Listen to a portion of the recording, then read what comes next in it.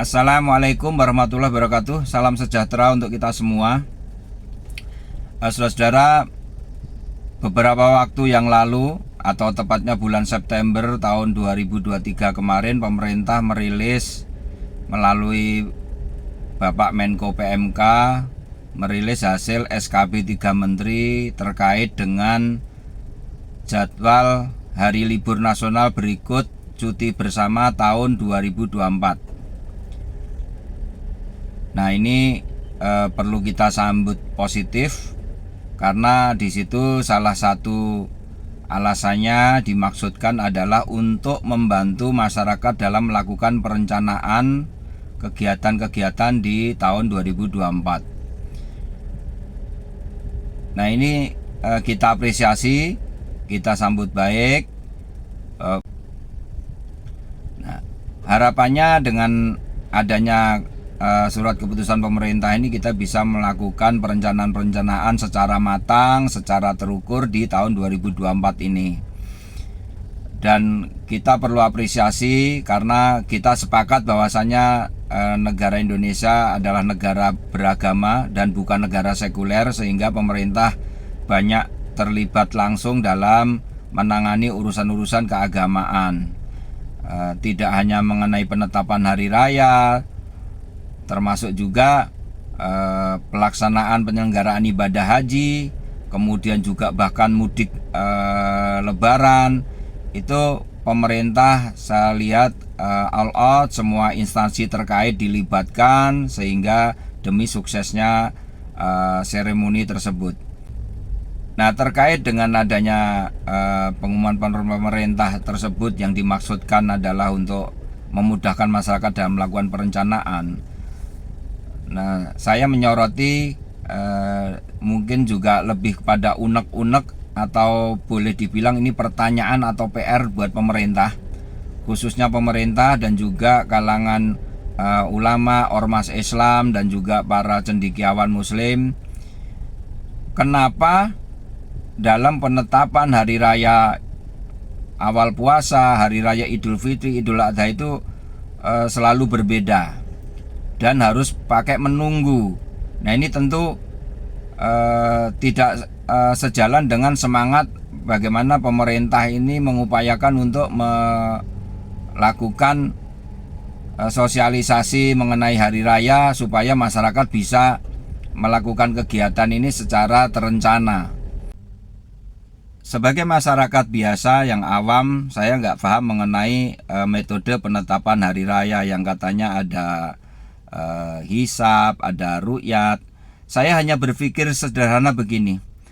Sering kita dengar, kita terima informasi dari para pakar bahwa misalnya ini tahun 2024, nanti tahun depan di tahun 2025 ini akan terjadi gerhana matahari berapa kali, gerhana bulan berapa kali, di bulan apa saja, di tanggal berapa saja, jam berapa, durasinya berapa menit, termasuk daerah-daerah mana yang akan terdampak, tertutup oleh bayangan.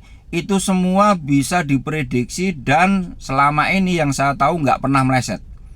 Bahkan ada dulu komet Halley yang dia itu beredar mendekati bumi ini tiap 76 tahun sekali. Itu bisa dihitung, bisa diprediksi. Nah, pertanyaannya, kenapa untuk melihat satu awal puasa tanggal 1 Ramadan, 1 Syawal itu harus melihat gejala alam yaitu bulan. Nah, kita hampir disuguhi tiap tahun tontonan di mana masyarakat harus menunggu. Saya tinggal di Jakarta, ketika kita misalnya di akhir bulan Sya'ban ya, menjelang Ramadan itu kita jamaah ini sudah selesai sholat isya, kita masih menunggu pengumuman sidang isbat dari pemerintah. Nunggunya bisa 3 jam. Ya, ini jamaah kan sudah terlanjur pulang. Hanya untuk memastikan malam ini sudah masuk 1 Ramadan atau belum, sudah besok sudah mengawali puasa atau belum. Itu perlu nunggu 3 jam. Ini di Jakarta. Bagaimana dengan saudara-saudara kita di Papua yang mereka selisih 2 jam. Berarti menunggu bisa 5-6 jam untuk memastikan nanti malam ini sudah tarawih atau belum. Itu satu contoh saja. Belum nanti bagaimana masyarakat ketika di akhir Ramadan juga harus melakukan perencanaan, ada yang mau melakukan tablik takbir keliling, takbir akbar, semua termasuk sholat id juga. Ustadz-ustadz itu semua harus ada schedule-nya. Mereka juga ada kepentingan pribadi untuk reservasi tiket untuk pulang kampung, acara keluarga misalnya. Termasuk nanti kalau acara-acara itu kan terkait dengan pengadaan, penyewaan tenda, karpet, sound system, segala sesuatunya itu semua kan harus terplanning secara detail gitu loh, secara pasti. Jadi nah, dengan adanya ketidakpastian ini kan akhirnya juga membuat masyarakat bingung. Nah, terus terang ini saya sampaikan bentuk unek-unek supaya stakeholder di atas, pemerintah, MUI, para cendekiawan, para pemikir coba duduk bersama, pikirkan satu metode apa yang supaya disepakati bersama sehingga umat Islam ini dalam setiap hari raya selalu kompak. Ini yang agak aneh, kenapa dalam penetapan misalnya satu Haram, hari Maulid Nabi, Isra Mi'raj itu nggak pernah beda selisih, tapi dalam menetapkan satu Lebaran Idul Fitri, Idul Adha itu hampir tiap tahun ada perbedaan. Nah, satu hal yang saya ingin sekedar masukkan, kalau pemerintah ini mau mengambil data untuk bahan penetapan itu berdasarkan ru'yatul hilal, saya hanya berpikir begini, gerbang pertama waktu Indonesia ini adalah Indonesia Timur. Sebutlah kota Jayapura, Merauke. Kalau memang pemerintah ini mau mengambil data dari pos-pos pemantauan itu, pos pengamatan hilal, harusnya ini hanya pemikiran sederhana saya, harusnya di Merauke ataupun di Jayapura. Jadi kalau misalnya di Merauke atau Jayapura ini hilal terlihat, maka sampai dari Merauke sampai Sabang termasuk Jakarta itu berarti sudah masuk tanggal 1. Akan tapi sebaliknya apabila di Merauke, di Jayapura ini belum terlihat hilal, ya berarti belum masuk tanggal 1. Jadi kalau selama ini kan data kan ada yang di Gresik, ada yang Lembang kalau nggak salah ya. Nah, ini saya pikir tentu akurasinya atau dasar pengambil putusannya kok kurang tepat menurut saya. Harusnya yang menjadi dasar adalah Indonesia Timur. Kalau memang juga mau mengikuti tuntunan sunnah Nabi, ya Nabi dulu melihat hilal itu nggak pakai teropong, setahu saya nggak ada cerita hadis yang menceritakan melihat hilal pakai teropong, teleskop. Nah, bahkan badan hisab ru'yat pun tidak ada. Ya, dulu itu hanya simpel, ketika ada nelayan turun dari melaut, kemudian ada sahabat yang di gunung melihat hilal, kemudian lapor kepada Nabi, kemudian diambil sumpahnya, baru Nabi perintahkan orang untuk berbuka, berarti memasuki hari raya. Setahu saya itu sangat simpel sekali. Tapi ya nggak masalah, sekarang ada badan hisab ru'yat karena kan sekarang jumlah umat Islam banyak. Tapi dari sisi pemahaman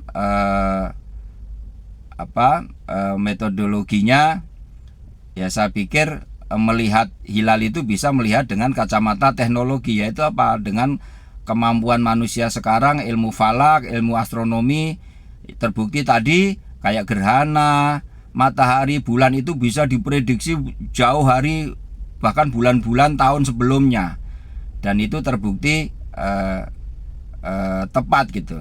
Ini hanya dasar pemikiran sederhana saya. Kemudian yang kedua, belajar dari kasus tahun kemarin, termasuk terutama ketika Idul Adha, kemarin ada salah satu ormas atau sebagian umat Islam yang Idul Adhanya itu lebih dulu dari pemerintah ya, lebih dulu 1 hari. Nah, di antara salah satu alasannya adalah acuannya kepada pelaksanaan ibadah haji di Mekah.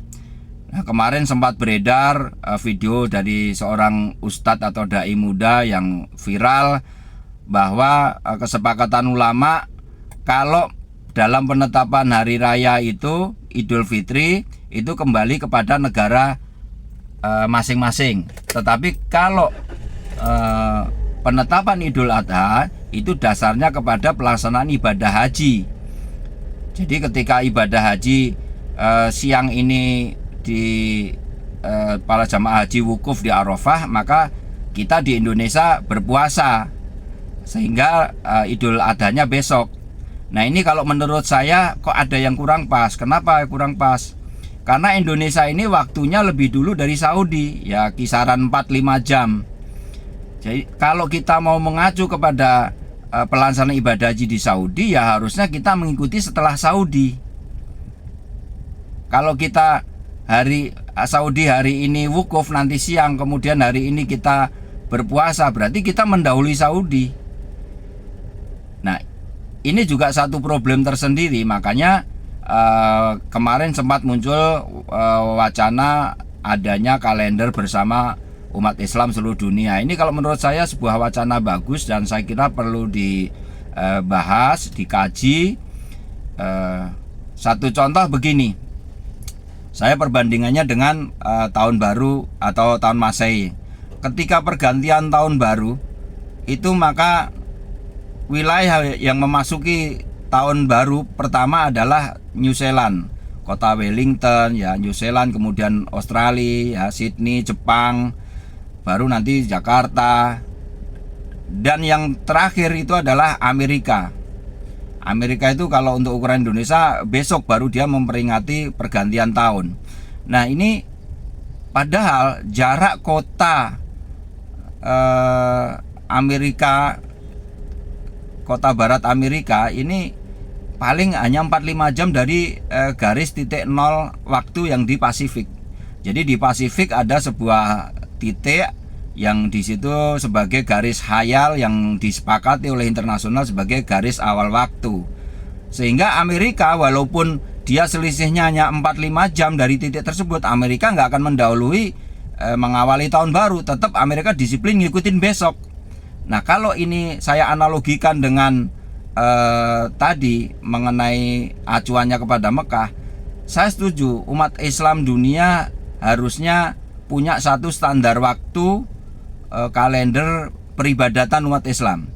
Jadi kalau selama ini kita berkiblat, beribadah sholat menghadap Ka'bah di Mekah, alangkah baiknya juga dalam menetapkan standar waktu ibadah ini menurut saya diseragamkan saja seperti internasional. Jadi standarnya adalah Mekah. Ya, itu supaya apa? Nanti kalau orang beribadah atau apa, patokannya garis waktunya adalah dari Mekah. Jadi supaya umat Islam dunia itu ada keseragaman. Jadi kalau selama ini kan bisa beda-beda. Nanti Malaysia lebarannya hari ini, Brunei besok, Jakarta kapan Indonesia. Nah, ini kan padahal masih masuk daerah satu zona ini. Nah, ini mungkin perlu dipikirkan para ulama cendekiawan Muslim. Mungkin ada forum-forum internasional ini bisa disampaikan. Nah, jadi terkait dengan tadi masalah ketidakpastian hari raya ini, saya punya pengalaman ketika saya dulu bekerja di swasta. Kita melayani masyarakat 7 hari dalam seminggu, 24 jam. Nah, itu kita liburnya itu nggak hanya hari Sabtu atau Minggu, tetapi ada yang hari Senin, Selasa, Rabu. Nah, ini nanti kaitannya kalau dalam penentuan hari raya ini kaitannya masalah kompensasi lembur terhadap karyawan dan juga kewajiban perusahaan. Ini juga tidak bisa dianggap sepele ini masalah penetapan hari raya ini, karena nanti ada hitung-hitungan kompensasi yang berbeda mengenai lembur lebaran. Ini pengalaman saya dulu. Belum nanti kayak misalnya ada jadwal seorang ustadz yang biasa dia itu selalu dijadwal mengisi sholat dan khutbah Idul Fitri, sementara dia juga punya schedule untuk keluar kota, di mana tiket itu harus ada reservasi sebelumnya. Nah, ini saya kira semua perlu dipikirkan secara matang, tidak boleh dianggap ini sebagai masalah kecil, bahwa kita menyikapi perbedaan itu oke. Orang boleh beda antara kunut nggak kunut, boleh beda antara 11 rakaat dengan 23 rakaat taraweh. Itu sesuatu yang nggak terlihat, tetapi ketika berhari raya, ini menyangkut syiar umat Islam, menyangkut marwah umat Islam. Jadi kebersamaan itu kan jauh lebih penting buat saya. Nah, kaitannya ini beberapa hari lagi kita menjelang masuki bulan puasa. Mohon maaf kalau ada salah kata. Mari kita, apapun nanti yang diputuskan pemerintah, kita hormati bersama, dan mudah-mudahan kita tetap bisa menjaga kerukunan, persatuan, dan ibadah puasa kita selalu diberikan kelancaran, kesehatan hingga kita selesai nanti ketemu Lebaran. Dan sekali lagi, ini unek-unek saya sampaikan buat pemerintah, stakeholder pemerintah, MUI, ya, Kementerian Agama, juga Ormas Islam, tolong dipikirkan bagaimana supaya penetapan hari raya ini bisa seragam, serempak, kompak. Sekian, assalamualaikum warahmatullahi wabarakatuh.